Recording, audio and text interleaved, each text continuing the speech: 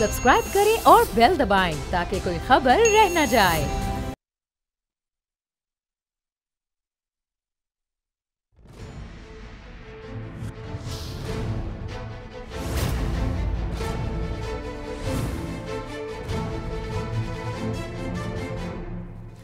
बिस्मिल्लाहिर्रहमानिर्रहीम, अस्सलामु अलैकुम। आपको खुशामदीद कहते हैं प्रोग्राम मेरी जंग में, और मैं हूं आपके साथ आपका मेजबान सलमान मिर्जा। जनाब वाला, सुप्रीम कोर्ट ने आर्टिकल 63A की तशरीह के लिए सदारती रेफरेंस पर आज बड़ा फैसला सुना दिया। Chief justice of Pakistan justice Umar Ata Bandial की सरबराही में 5 रुकनी बेंच ने आर्टिकल 63A की तशरीह से मुतालिक सदारती रेफरेंस की समाअत की और फैसला 2 के मुकाबले में 3 की बरतरी से सुनाया गया। Chief justice Umar Ata Bandial, justice Ejazul Ehsan और जस्टिस मुनीब अख्तर ने कहा कि मुनहरिफ रुकन का दिया गया वोट शुमार नहीं किया जाएगा, जबकि जस्टिस मजहर आलम मियां खेल और जस्टिस जमाल खान मंदुखेल ने फैसले से इख्तलाफ किया।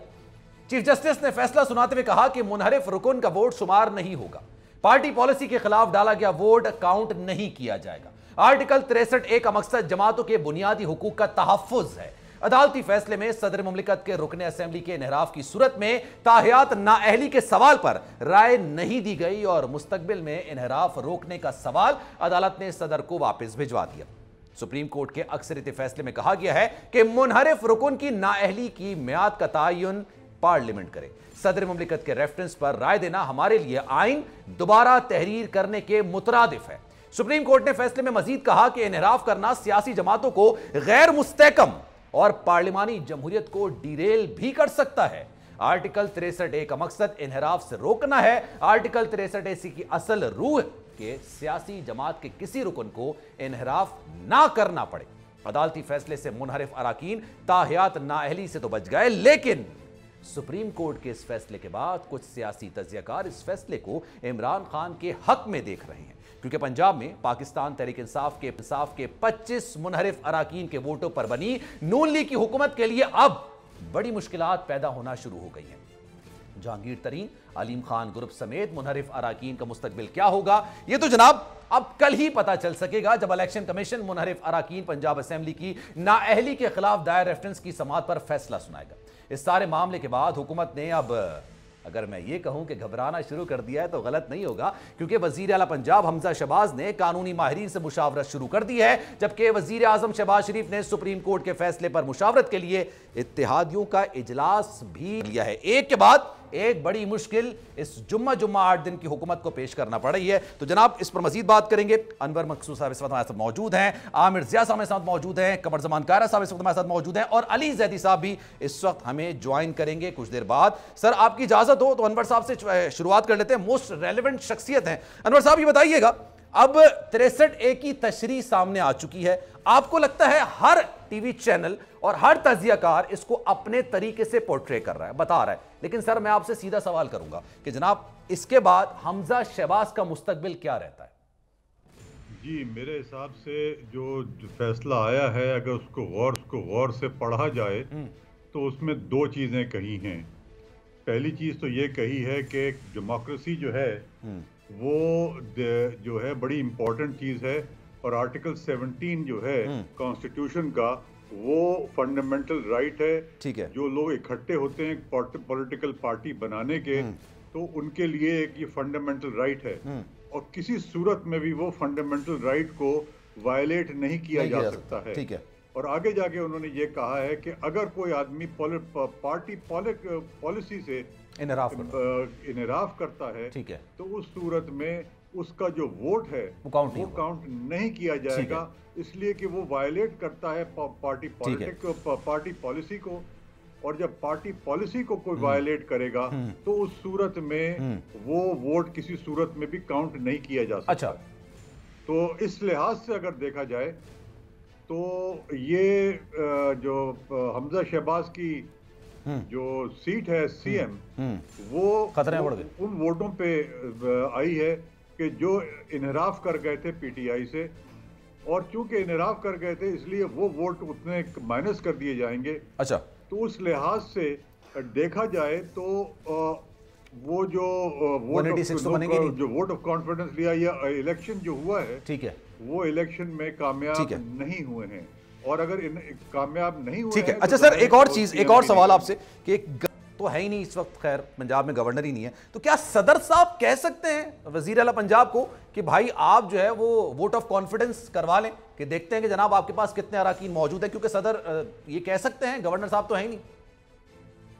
जी, वहां पर गवर्नर तो इस वक्त है नहीं कोई, और जाहिर है कि जब गवर्नर नहीं है तो फिर ये लॉ में इबाम है ये कि गवर्नर कह सकते हैं कि वोट ऑफ कॉन्फिडेंस लें। मगर एक बड़ी इंपॉर्टेंट चीज है इसके अंदर देखने की, वो ये है कि ये आर्टिकल 63 का जो केस है ये इनके इलेक्शन से पहले से चल रहा था, और ये सवाल जो भेजा गया था वो इनके इलेक्शन से पहले भेजा गया था।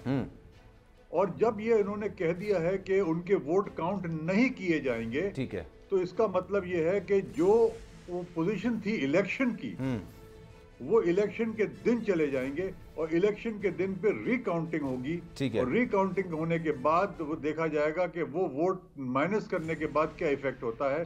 तो जाहिर है कि वो ऑटोमेटिकली उसमें किसी को वोट ऑफ कॉन्फिडेंस लेने की जरूरत नहीं है। अगर आप, लेकिन सर एक सवाल तो ये भी ना, अगर पंजाब असेंबली के अलावा की बात करते हैं, कौमी असेंबली में 20 अराकीन थे जो कि मुनहरिफ हो गए थे, लेकिन दिलचस्प बात यह है कि जनाब शहबाज शरीफ को वजीर आजम बनाने के लिए उन्होंने वोट कास्ट ही नहीं किया। उनकी अहलियत पर इस वक्त कोई सवालिया निशान है?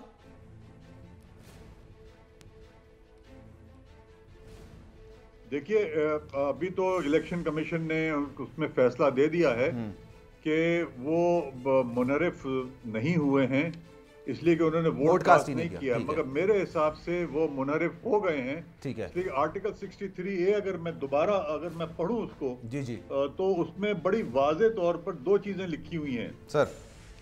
और एक पहली चीज जो है उसके अंदर ये लिखा हुआ है कि वो या तो रिजाइन कर देगा या वो किसी और पार्टी के साथ मिल जाएगा, और दूसरी चीज लिखी है कि वोट करेगा वो पार्टी पॉलिसी के खिलाफ। अच्छा। तो आर्टिकल 63(1)A के अंदर ये, क्योंकि दूसरी पार्टी के साथ मिल गए थे और वो इस पार्टी जो चेयरमैन है उनके साथ खड़े नहीं थे, ठीक है, तो उस सूरत में आर्टिकल 63(1)A एप्लीकेबल है, और चूंकि 1A एप्लीकेबल है इसलिए उनकी जो वो थी वो उनकी जो MNA थे वो खत्म हो जाते हैं। मगर अब इसकी जो इलेक्शन कमीशन ने जो फैसला दिया है उसके खिलाफ आई एम श्योर PTI जाएगी इसकी अपील के अंदर, और वहां पर ये। अच्छा सर, मैं आपसे ये भी पूछूंगा कि सर इसको चैलेंज किया जा सकता है, लेकिन आमिर जिया साहब ये हमारे साथ मौजूद हैं, हमारे उस्तादों में से एक हैं, उनको भी शामिल गुफ्तगू करते हैं। आमिर जिया साहब ये बताइएगा, शहबाज शरीफ साहब को और आपको और खुसूसी तौर पर हमजा शहबाज शरीफ के लिए आज जो फैसला है ये कितना बड़ा धचका है उनके लिए? बहुत बड़ा धचका है। पंजाब हुकूमत, जैसे कि भी अनवर मंसूर साहब कह रहे हैं कि वो तो वाकई उस पर तो एक सवालिया निशान है, और खुद जो फेडरल गवर्नमेंट है वो भी डामाडोल है, और उसके हवाले से भी जो है बहुत ज्यादा सवालिया निशान है। और उसकी वजह बिल्कुल सामने की है कि जिस तरीके से इसको लाया गया। अब वो एक अलग बात है कि जी जो PTI के डिसिडेंट्स हैं उन्होंने वोट दिया नहीं दिया वो एक अलग बहस है, लेकिन पंजाब हुकूमत का फैसला हो चुका है। बाज लोग, मैं भी देख रहा था ट्विटर के ऊपर, सोशल मीडिया पे खबर गर्म है कि जी इस पंजाब पे तलाक के लिए दोबारा गालिबन अदालत में जाना पड़ेगा। तो मेरे ख्याल में ऐसा नहीं होगा। एक सुप्रीम कोर्ट ने जो फैसला दे दिया बड़े वाज़ेह अल्फाज में दिया, बहुत अहम और तारीखी फैसला है, और जिन लोगों ने जानबूझकर आर्टिकल 63A के हवाले से एक इबाम पैदा करने की कोशिश की थी उस इबाम को दूर कर दिया, बड़े वाज़ेह अल्फाज में दूर किया। उसकी जो रूह है उसकी तशरीह की है सुप्रीम कोर्ट ने, और बड़े खूब अंदाज में की। अगर आप उसको पूरे फैसले को मुलाहिजा कीजिए कि शुरू के जो पैराग्राफ्स हैं उसमें उन्होंने सियासी जमातों की अहमियत पर रोशनी डाली, ये रोशनी डाली कि जनाब इनका जो कोहिजन है, लफ्ज कोहिजन इस्तेमाल किया गया, वो कितना जरूरी है, और उसमें जो डिफेक्शन होगा उससे न सिर्फ सियासी जमातों बल्कि पूरी पार्लिमानी जमहूरियत के जो है वो खतरा है। बड़े वाज़ेह अल्फाज में, शफाफ अल्फाज में इस चीज़ का उन्होंने निशानदेही की हमारी मौजूद अदालत ने। उसके साथ साथ आप ये देखें कि ये जो कहे कि जी इनके वोट काउंट नहीं होंगे, तो मेरे ख्याल में एक इसके ऊपर जो है एक मरतबा फिर मैं समझता हूँ कि इमरान खान साहब को जो एक था कि वो उन्होंने ऑलरेडी पब्लिक प्रेशर बहुत ज़्यादा बिल्ड किया हुआ है, इस फैसले के बाद उनकी तहरीक मजीद मजबूत होगी। हुकूमत जो है पहले ही रस्सियों पर है, मेरे ख्याल में वो मजीद झूल जाएगी रस्सियों पर। तो मुझे इस मुल्क, इसका हुकूमत का कोई मुस्तकबिल नजर नहीं आता। जितनी जल्दी अब ये नौटंकी खत्म हो, जितनी जल्दी एक कहते हैं ना कि इस पार्लियामेंट को रैप अप किया जाए, it is already a broken parliament. 120 जो एमएनएस का हिस्सा नहीं है, जो बाकी मानते हैं, उन पे शकूक व शुबहात है बहुत सारों पे। तो जनाब आप जितनी जल्दी इसको रैप अप करेंगे, मुतनाज़ा गवर्नमेंट को हटाएंगे, एक आप केयर टेकर सेटअप लेकर आएंगे और एक कहते हैं ना फ्रेश ट्रांसपेरेंट इलेक्शंस का ऐलान करेंगे, इम्पार्शियल इलेक्शंस का ऐलान करेंगे, वो पाकिस्तान के लिए बेहतर है। क्योंकि जितना हमारे सामने मसलों का एक पूरा कहते हैं ना एक पहाड़ खड़ा हुआ है, मईशत का पहाड़ खड़ा है, माशी मसाइल, इसी वजह से हफीज शेख साहब भी आ गए कराची सर। जनाब सर मैं आता हूं आपकी तरफ वापस। अच्छा सर ये बताइएगा साहब, ये बताइएगा जनाब कि अभी हम बात कर रहे हैं 20 अराकीन की, वो जिन्होंने कौमी असेंबली में वोट कास्ट ही नहीं किया, लेकिन वो मुनहरिफ है। लेकिन 25 अराकीन वो थे जिनमें जहांगीर तरीन ग्रुप कोई शामिल है, जिनमें अलीम खान ग्रुप भी शामिल है, उन्होंने वोट कास्ट कर दिया था और उन्हीं की वोट से हमजा शहबाज की हुकूमत इस वक्त आई है। तो सर अगर मैं सवाल करूं कि एक ने वोट कास्ट किया और एक ने नहीं किया, तो दोनों की अहलियत इस वक्त क्या है? जी, जिन्होंने वोट कास्ट किया है उनके लिए तो नाअहली क्लियर हो गई है, इसलिए कि आर्टिकल 63(1)(b) के अंदर बहुत वाज़े तौर पर लिखा है कि जो वोट कास्ट करेगा पॉलिसी के खिलाफ, वो बड़े वाज़े तौर पर उसके लिए ये नाअहली है। ठीक है, चलो ये तो हो गया। जहां तक के जिन्होंने वोट नहीं कास्ट किया है डायरेक्टली, तो उस क्लॉज के तहत तो नाअहली नहीं होगी। अच्छा, मगर अगर वो किसी और के साथ मिल गए हैं और उसकी शहादत मौजूद है कि वो किसी के साथ मिल गए हैं, तो उस आर्टिकल 63(1)(a) के तहत वो नाअहल। लेकिन कौमी असेंबली में शहबाज शरीफ की हुकूमत बनाने के लिए मुनहरिफ वोट कास्ट नहीं किया था। सर आपको क्या लगता है, सदर मुमलिकत ये कह सकते हैं शहबाज शरीफ को, आइन में ऐसी गुंजाइश है, क्या आइन इस बात की इजाजत देता है कि वो शहबाज शरीफ साहब से कहें कि भाई आप जरा कॉन्फिडेंस की एक जो लेकर आ जाएं कि आप देखें आपके साथ कितने अराकीन मौजूद हैं भी या नहीं है? देखिए ये तो एक पॉलिटिकल डिसीजन है और वो मेरा तो ख्याल है कि अगर उनके पास कॉन्फिडेंस के वोट मौजूद नहीं है, तो उनके लिए तो बेहतर यही होगा कि वो डिसॉल्व कर दें असेंबली को और इलेक्शन की तरफ चले जाएं। मगर अगर वो नहीं करते हैं तो पीटीआई के पास ये, बल्कि प्रेसिडेंट के पास ये पावर है, अच्छा, कि वो उनसे कह सकती है कि वोट ऑफ कॉन्फिडेंस लें, और एक दफा ये कह दे कि वोट ऑफ कॉन्फिडेंस लें, तो उस सूरत में उनको अपनी मेजॉरिटी दिखानी पड़ेगी। अगर दो इनके एमएनएस अगर मूव आउट कर गए और उन्होंने वोट नहीं दिया उनको, तो उस सूरत में वो उनकी वो वोट ऑफ कॉन्फिडेंस नहीं होगा उनके पास, 173 पूरे नहीं होगा, इसलिए वो खत्म हो जाएगी उनकी प्राइम मिनिस्टरशिप। अच्छा आमिर साहब, ये हर कोई अपने हिसाब से इसकी कर रहा है, ये भी कह रहे हैं कि जनाब पंजाब असेंबली टूट गई है, हमजा शहबाज वजीर आला नहीं रहे, आप इससे इत्तेफाक करेंगे? देखिए, अगर आप सुप्रीम कोर्ट के फैसले के हवाले से चलें, या मैं उससे पहले कहूंगा हमारे आइन में वाज़े लिखा हुआ था, एक बिला वजह का एक शोशा खड़ा किया गया कि जी 63A में वाज़े है, 63A की स्पिरिट यही है कि डिफेक्शन ना हो और लोग पार्टी डिसिप्लिन के खिलाफ वोट ना डालें। लेकिन जाहिर है कि हमारे यहाँ उस आइन की कई तशरीहात होती हैं, तो आपने देखा कि जाहिर है उसकी तशरीह इलेक्शन कमीशन कुछ और करता है, सुप्रीम कोर्ट कुछ और करती है, हालांकि इबाहम नहीं होना चाहिए था। अगर और क्योंकि इबाहम नहीं था, तो मेरे ख्याल में अब सुप्रीम कोर्ट ने इसके ऊपर एक कहते हैं स्टैंप लगा दी, उस चीज की तशरीह भी कर दी और उसके बारे में कहा कि जी इसका मतलब यही, उसकी रूह की उन्होंने इंटरप्रिटेशन कर दी है। तो मेरे ख्याल में अब इबाहम जो है, जो थोड़ा बहुत लोगों के जहनों में रह गया था, वो दूर हो जाना चाहिए और कानून की हुक्मरानी होनी चाहिए।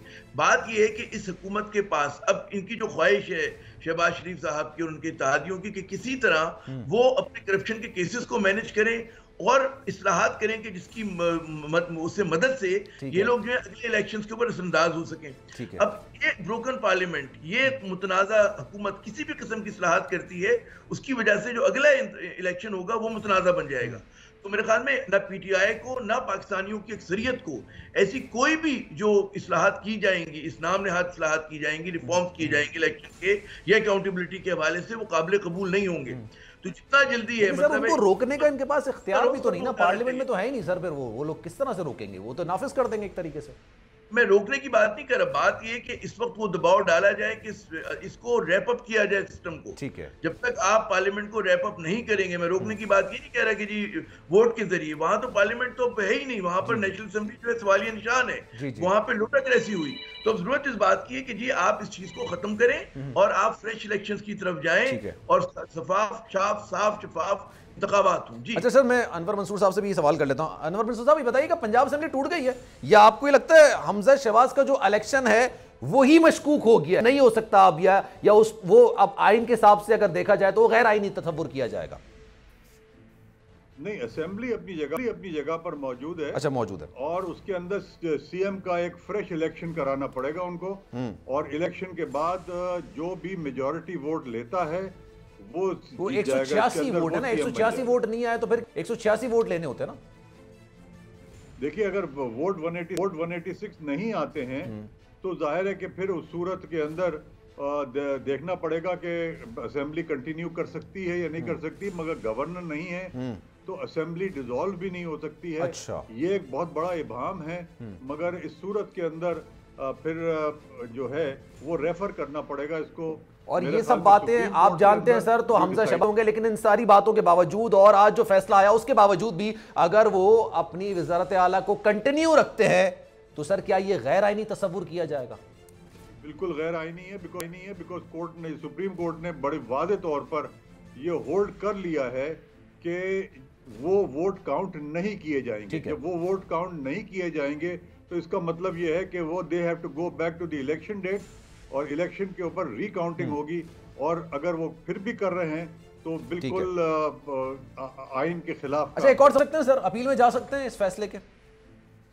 देखिए, ये ओपिनियन है, ये दो पार्टी के दरमियान डिसीजन नहीं है, तो इसकी अपील कहीं नहीं बनती है। ठीक है, अपील नहीं हो सकती sir. Thank you so much आपके टाइम के लिए। अनवर मंसूर साहब हमारे साथ मौजूद थे और लीगल सवालात जो इस सारे मामले पर उठ रहे थे उसका बड़े अच्छे तरीके से जवाब दे रहे थे। पाकिस्तान पीपल्स पार्टी के सीनियर रहनुमा जनाब कमर जमान कायरा साहब इस वक्त मुझे ज्वाइन कर चुके हैं। सर बहुत शुक्रिया आपके वक्त का। कायरा साहब, 63A की तशरीह का फैसला आया है, सर क्या मायूसी हुई है, खुश है आप फैसले से? फैसले को खुश आइन करार देते हैं, मायूसी समझते हैं, क्या कहेंगे सर? देखिए, अभी डिटेल फैसला नहीं है, पढ़ा नहीं है, लेकिन जो उसके ग्लिम्स आए हैं उसको पीटीआई अपने तरह प्ले कर रही है। हालांकि फैसले में कोई नई बात नहीं है, आइन के अंदर बड़ा वादे तौर पे दर्ज है कि अगर कोई मेंबर अपनी पार्टी के कुछ फैसले हैं उन फैसलों के खिलाफ जाता है तो उसको अपनी सीट से हाथ धोने पड़ेंगे। यही बात उन्होंने अदालत ने कही है कि, और वो चीजें वो भी डिफाइंड है कि वजीर आजम का वोट है, अदम एतमाद का वोट है, या बजट, मनी बिल। इसके अलावा जो कानून साजी होती है उसकी रूल्स ये है कि सारी दुनिया में मेंबरान जीतते तो अपनी पार्टी के टिकट पे है, आते तो उस पे है, लेकिन लेजिस्लेशन में वो अपनी इंडिपेंडेंट राय भी रखते हैं। अच्छा। और वो राय देने के मजाज है, उनको ये इख्तियार हासिल होता है। अगर जो इस वक्त इंटरप्रिटेशन इस फैसले की राय की जो सुप्रीम कोर्ट ने दी है उसकी अगर तो इंटरप्रिटेशन पीटीआई की मान ली जाए, फिर तो अदालत का हुक्म ये आ गया है कि अब मुल्क के अंदर जमाती आमरीयत जो है वो आ जाएगी, जो अदालत जो पार्टी फैसला करे उसको लेके चलना। ठीक है, तो ऐसा कोई फैसला अदालत की तरफ से आना मेरी नजर में तो करीने कयास नहीं है। अच्छा। हाँ, उसकी मिस इंटरप्रिटेशन जरूर हो सकती है, लेकिन अदालत का ये फैसला कि जी अगर कोई मेंबर अपनी गिवन सर्कमस्टांसेस के तहत अपना राय अपनी पार्टी के डिसीजन के खिलाफ देता है तो उसको डी-सीट होना पड़ेगा। और वोट ना गिना जाना, ये मुझे अभी उसकी डिटेल क्योंकि पता नहीं है, इस पे बात नहीं की जा सकती, जरा उसकी डिटेल राय पढ़ ले।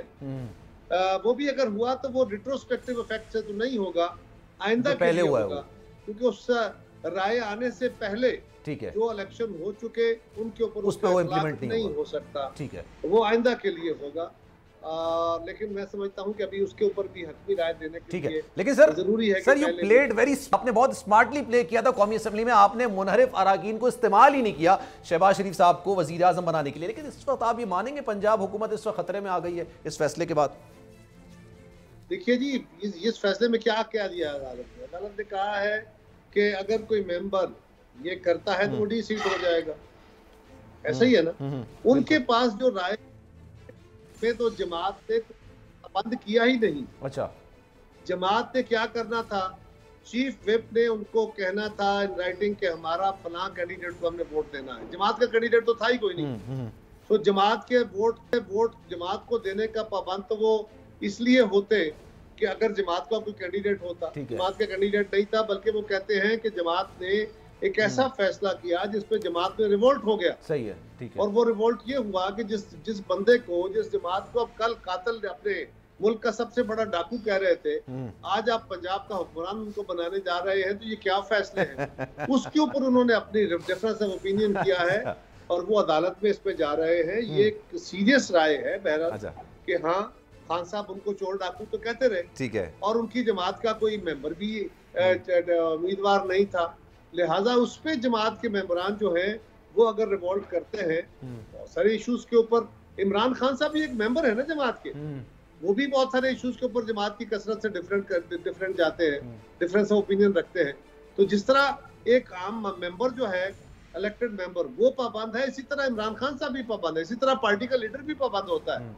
लेकिन अगर पार्टी का लीडर अपने असूल छोड़ता है तो वो अपनी पार्टी की पॉलिसी को वायलेट करता है। वो पॉलिसी नहीं है, पॉलिसी पार्टी की सेंट्रल एग्जीक्यूटिव बनाती है, बिल्कुल, और उसके ऊपर अमल दरामद करना जिस तरह किसी एक मेंबर का हक है, ठीक है, पार्टी सरबराह का दिया। ये एडमिनिस्ट्रेटिव रोल है इमरान खान साहब के पास कि वो जमात के सरबराह है, लिहाजा उनको भी ये देखना होगा। सो उनके पास भी एक राय है। आमिर साहब ये बताइएगा, अब ये कमर ज़मान ज्यादा खुश नजर आ नहीं रहे फैसले से, लेकिन एक सवाल उन्होंने बिल्कुल वजह तौर पर उठाया। ये उन्होंने उठाया, जब आपको याद होगा, जब ये सारा मामला चल रहा था मुनहरिफ अराकीन का कौमी असेंबली में, उसी वक्त ये सदर साहब ने कह दिया था भैया इनकी 63A की तशरीह आप कर दें। उसके बहुत बाद ये मामला पंजाब असेंबली में आया और फैसला आज आ गया सर, लेकिन ये इंतखाब पहले हुआ था, तो इसकी इंप्लीमेंटेशन पहले वाले पर होगी या नहीं होगी, या आगे ये सारी इंप्लीमेंटेशन होगी?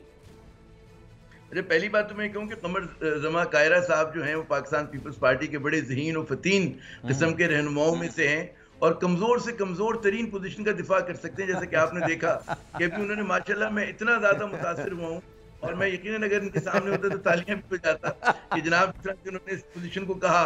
तो खैर वो एक अलग बात है, लेकिन देखिए बात ये होती है कि ये जो अदालत में मामला गया, ये क्यों गया, उसकी वजह उन लोगों की डिफेक्शन थी जिन अरकान असेंबली ने अपनी पार्टी की मरकजी क़यादत की या रहनुमा की बात नहीं मानी, ठीक है, उस वजह से गया। तो मैं नहीं समझता इसका इतलाक माजी में होगा, इसका इतलाक जो है वो आज होगा। और माजी में जो एक कहें कि जो एक बेईमानी हुई है, लोटाक्रेसी हुई है, वो सियासत हुई है, उसको दुरुस्त करने के लिए ये फैसला आया है।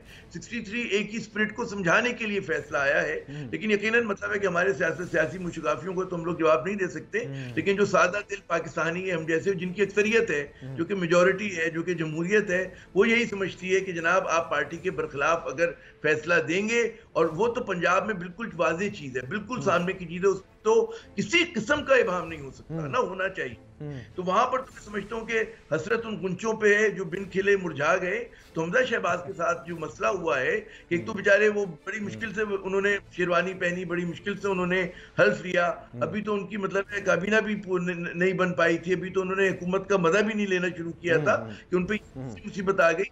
और मैं नहीं समझता कि इसके बाद वो जारी रख सकेंगे अपने इस मंशूर के ऊपर, वो फायज रह सकेंगे, ये बात तय है। ठीक है सर, मुझे एक ब्रेक भी लेना है, ब्रेक के बाद वापस आऊंगा। लेकिन जाते जाते एक सवाल कमर आपसे कि सदर साहब ये कह सकते हैं शहबाज शरीफ साहब को कि भाई आप वोट ऑफ कॉन्फिडेंस ले लें, लग रहा है आपके पास मेजॉरिटी नहीं है, ऐसा हो सकता है सर? देखिए सदर साहब अगर ऐसी मुहिम जोई करेंगे, अच्छा, तो वो पहले ही आइन से बहुत सारा इनहराफ कर चुके हैं और जो डेमोक्रेटिक डाल रहे हैं, हमारी हुकूमत दिखा रही है। अगर वो उससे बियॉन्ड जाना चाहेंगे और अपने ओहदे का, चले सर मैं एक ब्रेक ले लेता हूं क्योंकि टाइम की किल्लत है, एक ब्रेक लेते हैं। ब्रेक के बाद वापस जिया साहब और कमर ज़मान कायरा साहब हमारे साथ मौजूद हैं। एक ब्रेक लेते हैं और ब्रेक के बाद वापस आते हैं।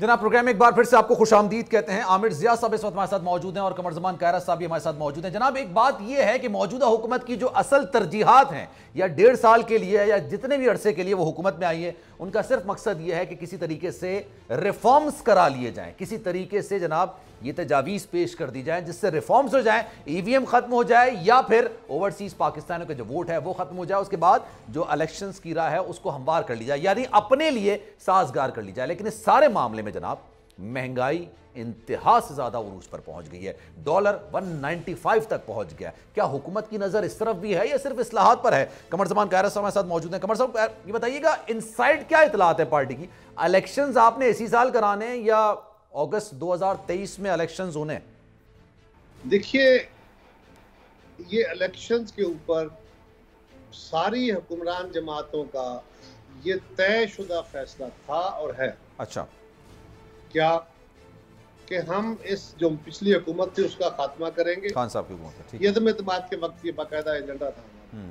और जो गलत कानून साजी इमरान खान साहब ने की है, जो इलेक्शन कमीशन की उन्होंने इख्तियारात को ख़त्म किया है, उसको मजबूर किया है, और वो ऐसा अरेंजमेंट करना चाहते हैं कि अगला इलेक्शन वो अपनी मर्जी का रिग कर सके, वो कानून साजी ख़त्म करेंगे। वो कानून साजी जो उन्होंने एक गो में 31 कानून एक दिन में 1 घंटे में पास कराए वो ख़त्म करेंगे, और सब जमातों के साथ मुशावरती अमल के जरिए बशमूल पीटीआई उनसे भी मुशावरत करेंगे। अच्छा, और इलेक्शन कमीशन को एम्पावर करके वो कानून साजी करेंगे जिससे इलेक्शन फेयर हो सके, और वो कानून साजी का अमल जारी है। अच्छा। वो पार्लियामान की कमेटियों के अंदर बहुत सारा काम हो चुका था जिसपे पीटीआई भी शामिल थी। बहुत सारा काम वो है जो हमारी जमातों की अपनी कमेटियां कर चुकी है। अच्छा। सो इंशाल्लाह ताला आप देखेंगे बहुत जल्द वो जो काम अभी पार्टियों के अंदर हो रहा है या कमेटियों के अंदर हो रहा है वो बहुत जल्द मंजर आम पे होगा। अच्छा। और उस पर राय आ जाएगी, उस पर पार्लियामान के अंदर से उस पर वोट हो जाएगा, लिहाजा वो डिले नहीं होगा या उसके वो हो जाने के बाद। लेकिन सर आपका पॉइंट आ गया, इन सारी चीजों में महंगाई की तरफ भी आपकी नजर है। 195 का डॉलर चला गया है, महंगाई की तरफ भी है आपकी नजर, ये सिर्फ इस्लाहात के मामले पर है? मैं रहता हूँ जी, और मेरे भी बच्चे हैं, मैं भी बाजार में जाता हूँ, शॉपिंग करता हूँ, मेरी कंस्टिट्यूएंसी है, महंगाई है, मिलता हूँ, मैं आवाम में से हूँ, आवाम के दरमियान रहता हूँ। उनकी तकलीफ भी बहुत है और वो अपनी तकलीफ का इजहार करते हुए भी, हम तो कोई बड़े लोग नहीं है ना, हम तो हर वक्त आवाम में रहते हैं और लोग हमें रोक के भी कहते हैं अपने दुख का, अपनी तकलीफों का इजहार खुल के करते रहते हैं। तो बिल्कुल महंगाई है, बड़ी शदीद महंगाई है, और अभी और इसके बढ़ने के जो अमकान हैं हम उसको रोकने की कोशिश कर रहे हैं। लेकिन ये याद रखिए कि 1 महीने में ना तो हमारे को गलत फैसले हुए जिसके नतीजे में महंगाई बढ़ गई है, और ना 1 महीने के अंदर ये सारे तूफान को कर्टेल किया जा सकता है। इसके बावजूद जो कहा जा रहा है कि मुश्किल फैसले लेने का वक्त है, मुश्किल फैसले क्या है? मुश्किल फैसले यही है कि पेट्रोलियम की कीमतें आलमी मंडी में बढ़ गई हैं और अब उस पेट्रोलियम प्राइसेस को बढ़ाना पड़ेगा, एक राय ये है। बिजली की कीमत बढ़ानी पड़ेगी, एक राय ये है। ये मुश्किल फैसले हैं, अवाम इससे नाराज होंगे, अवाम की इसकी एक पॉलिटिकल कास्ट होगी। तो हम समझते हैं कि पॉलिटिकल कास्ट आए तो देनी चाहिए। अच्छा, देनी चाहिए। हम पॉलिटिकल कास्ट देने से इनकारी नहीं होंगे, हमने मुल्क बचाना है। लेकिन क्या ये फैसला इतना आसान है? क्योंकि ये तेल और बिजली की कीमतें बढ़ा देने से एकदम हर चीज महंगाई सर आसमान पे पहुंच जानी, हर चीज की कीमतें बढ़ जाएंगी, इन्फ्लेशन बहुत बढ़ जाएगी, उसके अपने नेगेटिव असरात है, और फिर गवर्नमेंट सब्सिडी देगी। सो एक हाथ से कुछ दे के। अच्छा, आमिर जैसा साहब भी हमारे साथ मौजूद हैं। आमिर जैसा साहब कह रहे हैं महंगाई है, महंगाई बहुत ज्यादा है, लेकिन एक सवाल ये भी उठा रहे हैं कि क्या आप ये बताइए, क्या 1 महीने में मईशत इतनी नीचे गिर सकती है? जाहिर सी बात है, हमें जिस हालात में मिले, अभी तो महीना भी नहीं हुआ, 1.5 महीना नहीं हुआ, तो क्या ऐसा होता है सर मईशत बहुत बेहतर थी और 1 महीने में इतनी गिरा दी गई? सलमान देखिए, हमें समझना ये चाहिए कि 3 माह से हमारे यहाँ जो है इकोनॉमी मैनेज नहीं हो रही है। 3 माह से, उससे पहले बुरा भला मैनेज हो रही थी, और इतनी मईशत की बुरी सूरत हाल नहीं थी जितना हमारे हिज़्ब इख्तिलाफ के उस वक्त के दोस्त दावा किया करते थे। उसकी वजह ये है कि आपकी जो एक्सपोर्ट्स है उसमें 25% इजाफा हुआ था, आपके जो रेवेन्यू कलेक्शन है उसमें 28 to 30% इजाफा हुआ था, और आपके रेमिटेंसेस जो है 30 बिलियन 31 बिलियन को क्रॉस कर चुके हैं। तो ये तीनों मजबूत चीजें। हमारे हाथ से खेल कहाँ से निकला?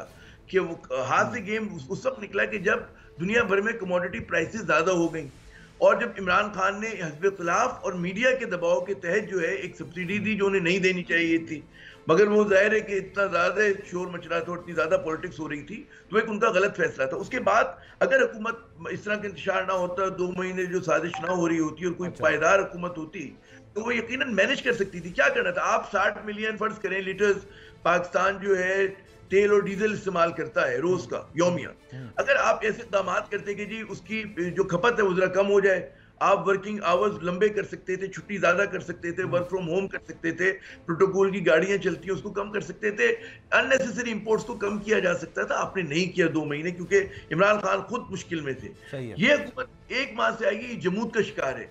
इसने जो ऑब्वियस फैसले हैं वो नहीं किए, इनके पास कोई रोड मैप नहीं है आगे जाने का, इनके पास कोई प्लान नहीं है। फिर इनकी, क्योंकि इनकी क्वेश्चनेबल है इनका जायज होना, इनकी जो लेजिटिमेसी है वो क्वेश्चनेबल है, तो ये कुछ कर भी नहीं सकते। अभी बात हो रही थी पहले सवाल में कि जी रिफॉर्म करेंगे, मैं समझता हूँ जो रिफॉर्म ये लोग करने जा रहे हैं उससे पाकिस्तान की सियासत मजीद तकसीम होगी, क्योंकि ये हर उस चीज को अंडू करना चाहते हैं अपने मफाद में। डायनेस्टिक पॉलिटिशियंस हैं ये समझते हैं कि हाउस ऑफ जरदारी और हाउस ऑफ शरीफ को इस मुल्क में हुक्मरानी का हक है, तो इस तरह की इस्लाहात करना चाहते हैं कि जिससे जो है वो अर्बन सीट्स हो या वो सीट्स जो मेरिट की हो, ईवीएम को एनरोल करना चाहते हैं, रोल बैक करना चाहते हैं, माफ कीजिएगा। उसी तरह ये जो बैरून मुल्क पाकिस्तानी हैं उनसे वोट हक छीनना चाहते हैं, तो ये फैसले ऐसे होंगे कि जिसका बैकलैश होगा। और अगर ये करने में कामयाब होते हैं, मैं यकीन दिलाता हूँ कि अगला इलेक्शन भी मुतनाज़ा होगा और पाकिस्तान में अदम इस्तेकाम जारी रहेगा। इसलिए इंस्टीट्यूशंस हैं उनके ऊपर जिम्मेदारी है कि फौरी कार्रवाई करें, इसको कैबिनेट को जो भी हुकूमत नाम नहाद खत्म करें, इस पार्लियामेंट को वाइंड अप करें, फ्रेश इलेक्शन करें, नया मैंडेट लेकर आए। बिल्कुल सर। अच्छा, शहबाज शरीफ साहब ने क्या राब्ता किया है पाकिस्तान पीपल्स पार्टी से? ऐसी इत्तलात भी सामने आ रही थी, इस पर बात करते हैं सर कमर ज़मान कायरा साहब से। कमर ज़मान कायरा साहब, ये बताइएगा, साहब इत्तेहादियों से मुलाकात कर रहे हैं और मुत्तहिदा कौमी मूवमेंट ने तो कह दिया आप इलेक्शंस करवा लें, उनकी तजवीज़ ही है। आपसे राब्ता हुआ, पार्टी के आला सतह पर राब्ता हुआ इस हवाले से? आपको किसने कहा कि उनका राब्ता इसलिए था कि इलेक्शन होने चाहिए? सर चल रही है खबरें, सर हर जगह खबरें चल रही हैं, राब्ता हुआ है, मुत्तहिदा कौमी मूवमेंट से हो गया है, बाप से भी होने जा रहा है, आपसे भी हुआ होगा सर? नहीं, ये एक मफरूजा है। अच्छा, मफरूजा कह रहे ना, खबर आई। जी जी जी। खबर तो वो होगी जो हुकूमत देगी, जो उस मीटिंग के अंदर बैठी जमातें देंगी, या वो लोग देंगे जो वहाँ मीटिंग में थे। अच्छा, आप तो स्पेकुलेट कर सकते हैं ना। अच्छा, ऐसा कुछ नहीं है, नहीं है कुछ भी। किसी नए इलेक्शन के नहीं, बहुत सारे ऑप्शंस देखे जाते हैं। हाँ, प्राइम मिनिस्टर साहब ने अपनी जमात के साथ मशावरत की, वो अपने लीडर से मिलने गए, अपने चंद साथियों के साथ, उस पर एक हवा हो गया, क्रिएट हो गया कि जी देखो जी सारी हुकूमत लंदन चली गई, वहां से फैसले होंगे, मुल्क कैसे चलेगा, इसको सारा मीडिया बाय करके खेलने लगे। नहीं किया सर ऐसा। फिर बार बार कहा कि भाई शहबाज शरीफ साहब अपनी जमात के सदर भी हैं। अच्छा। वो अपनी जमात के सरबराह के पास 5-6 लोगों के साथ गए हैं। अच्छा। अपने जाती खर्च पे गए हैं। अच्छा। तो वो अपनी जमात के साथ राय लेनी है, उनका हक है।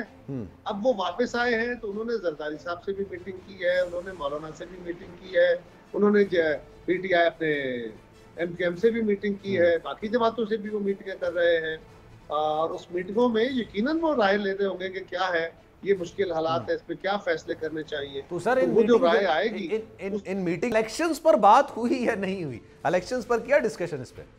मैं शायद समझा नहीं सका खोल के बाद मैंने बहुत कोशिश तो की है कि मैं आपको अर्ज करूं कि हमने अदम एतमाद की ही इस बुनियाद पे थी कि हम जल्द इंतखाब चाहते हैं। लेकिन आपने सर क्लियर जवाब जल्द इंतखाब से मुराद क्या है? कल इंतखाब तो नहीं हो सकता। अच्छा, नहीं हो सकता। क्या इलेक्शन कमीशन की मर्जी और उसकी तैयारी के बगैर इलेक्शन हो सकता है? नहीं हो सकता। ठीक है।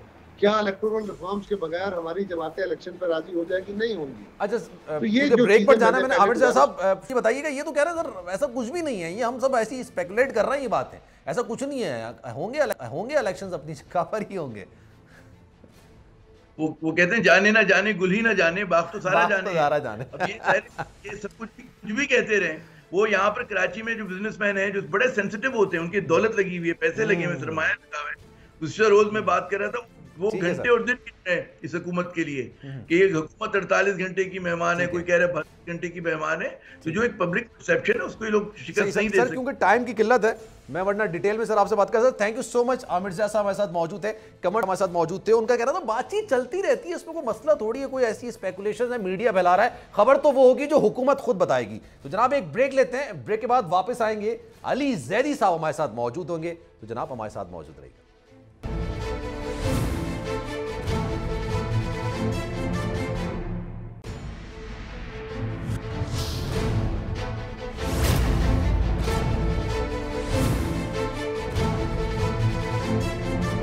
जनाब प्रोग्राम में एक बार फिर से आपको खुशामदीद कहते हैं। आज बड़ा फैसला आया सुप्रीम कोर्ट की जानिब से, अदालत की जानिब से, और पाकिस्तान तहरीक इंसाफ अपने मौकिफ की फतह इसको करार दे रही है। लेकिन जनाब गुज़िश्ता रोज़ एक खबर आई थी और वो खबर ये थी, खान साहब ने कहा था कि मैंने एक वीडियो बना ली है और उसके बाद से उनके दोनों मोबाइल चोरी होने की इतला शहबाज गिल साहब ने दी थी। तो पहले इस पर बात कर लेते हैं, फिर अदालती फैसले पर भी बात करेंगे। अली जैदी साहब इस वक्त हमारे साथ मौजूद हैं। सर बहुत शुक्रिया आपके वक्त का। ये बताइएगा, ये मोबाइल चोरी हुए थे, ये किस तरह से हो गए, कैसे हो गए, किसने चोरी कर लिए, क्या अपडेट आई है इसकी अभी तक?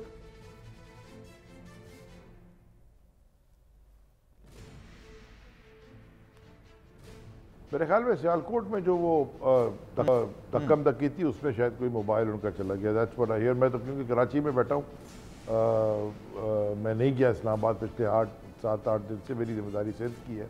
ठीक है। तो मेरे ख्याल में इसमें होता है, लेकिन कोई इतना इशू नहीं है। ठीक है, लेकिन सर वो जो वीडियो का जिक्र, उस वीडियो के हवाले से कहा जा रहा था कि अल्लाह ना करे मेरे मुंह में खाक, अगर अल्लाह ना करे कोई नाखुशगवार वाकया हो जाता है तो वो फिर वीडियो आ जाए। किसके हवाले वो वीडियो की है, क्या उसका कंटेंट है, क्या बात की गई, कुछ बताएं सर।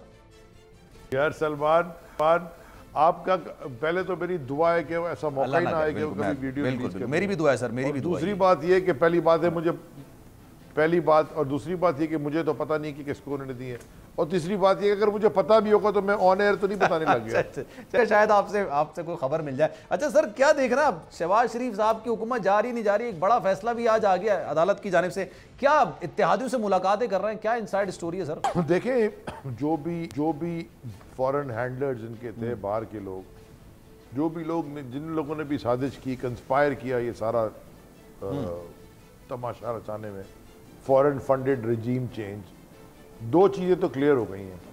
पहली चीज़ ये कि अवाम ने, कौम ने, पूरे पाकिस्तान के बच्चे ने इसको मुस्तरद कर दिया है, क्योंकि ये उस जगह पहुंच गए कि ये ईद की नमाज पढ़ने भी 3 दफ़ा मुमलिकत खुदादात के वज़ीर आज़म रह चुके हैं इनके बड़े भाई, लंदन में बैठे हुए ईद की नमाज पढ़ने, वहाँ भी मस्जिद में नहीं जा सकते, वहाँ भी घर पे मौलाना बुला के उसके पीछे नमाज पढ़ते हैं। ये जुम्मा नहीं पढ़ने जा सकते अपने इलाकों में, अपने हलकों में। अच्छा। तो ये तो बिल्कुल क्लियर हो गया कि कौम इनके साथ नहीं है। ठीक है। अवाम इनके साथ नहीं है। सही है। तो ये तो जब आपके साथ पब्लिक मैंडेट ना हो तो आप कोई चीज़ नहीं कर सकते, बिकॉज आप पब्लिक को कन्विंस ही नहीं कर सकते कोई चीज़ करने के लिए।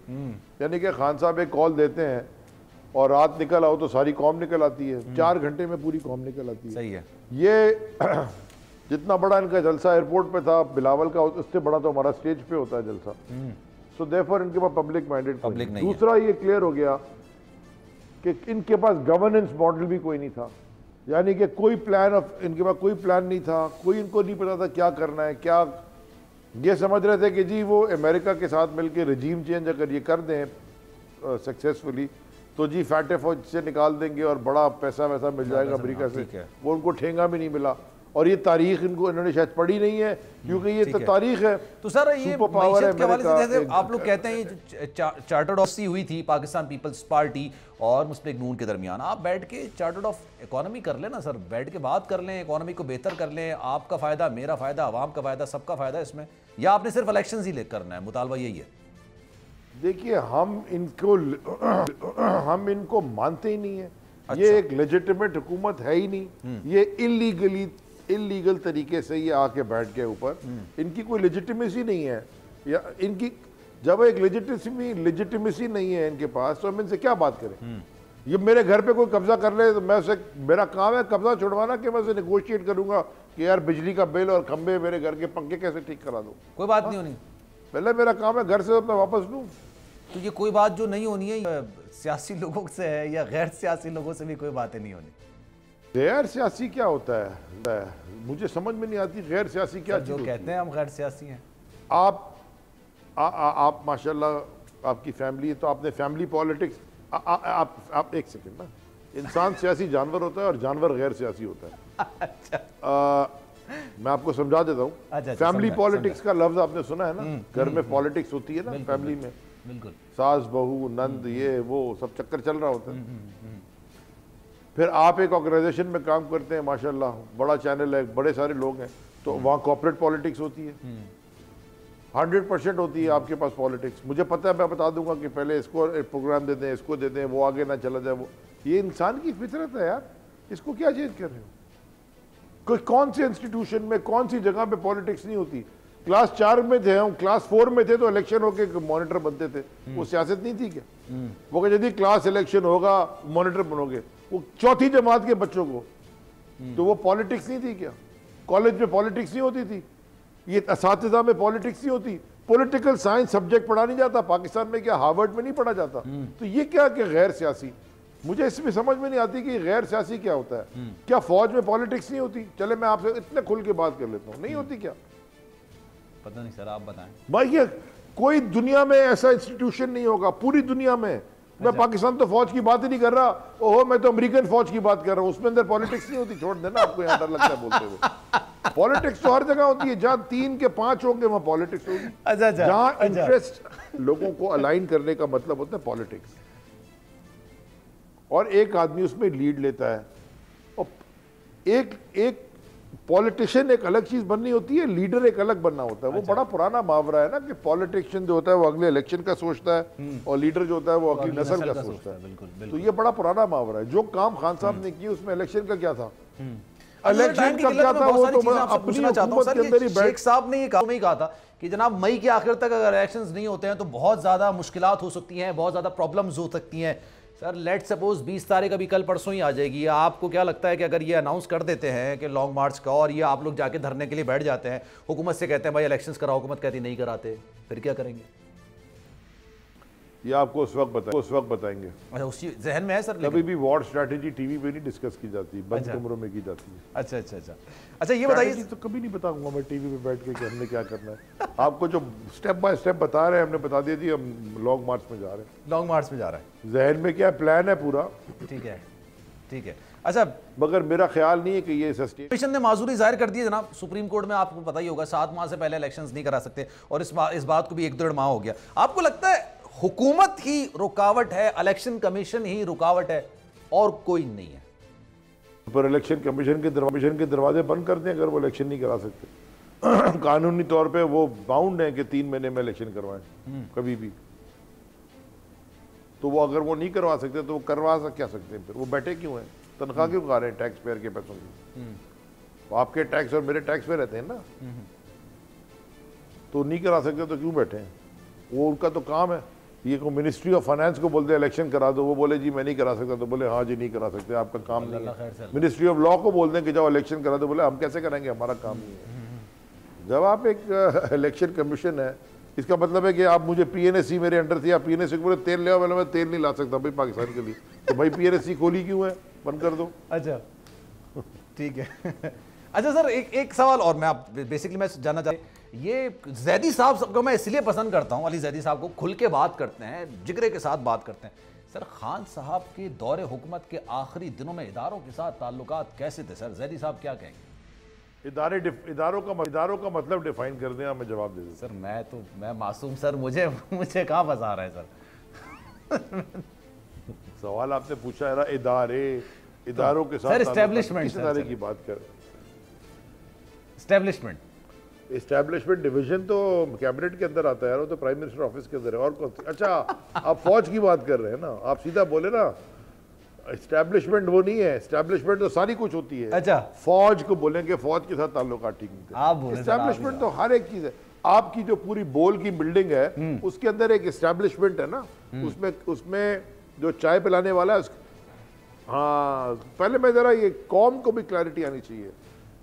चाय पिलाने वाला जो है ना, बल्कि उससे भी पहले जो गेट खोलने वाला है चौकीदार, बल्कि उससे भी पहले जो सफाई करने वाला है, वहां से लेके और आपके सीईओ तक, बीच में सारा का सारा वो बोल की एस्टैब्लिशमेंट कहलाती है। इसी तरह मुल्क में एस्टैब्लिशमेंट सब कुछ होता है। ब्यूरोक्रेसी भी एस्टैब्लिशमेंट का हिस्सा होती है, फौज भी एस्टैब्लिशमेंट का हिस्सा होती है, सारे फौज के इदारे, पॉलिटिक्स भी एस्टैब्लिशमेंट का हिस्सा है, पार्लियामेंट भी एस्टैब्लिश, ये पूरा मुल्क है एक एस्टैब्लिशमेंट। ठीक है, एक स्पेसिफिक इदारा कह रहे हैं तो आप कह रहे हैं फौज। अब फौज में भी बड़े सारे इदारे हैं। फौज में एक पिंडी है, ठीक है, जो पाकिस्तान की फौज का काम है डिफेंस देखना, ठीक है, पाकिस्तान की, ठीक है। चलिए सर, टाइम की किल्लत है वरना बड़ी डिटेल में आपसे बात करता, बड़ा मजा आ रहा था सर आपसे बात करने। वक्त की किल्लत है, मजबूर है हम लोग भी, हमें भी वाइंड अप करना होता है। सलमान मिर्जा को दीजिए इजाजत।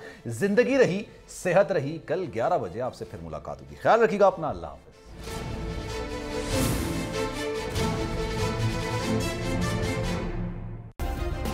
सब्सक्राइब करें और बेल दबाएं ताकि कोई खबर रह न जाए।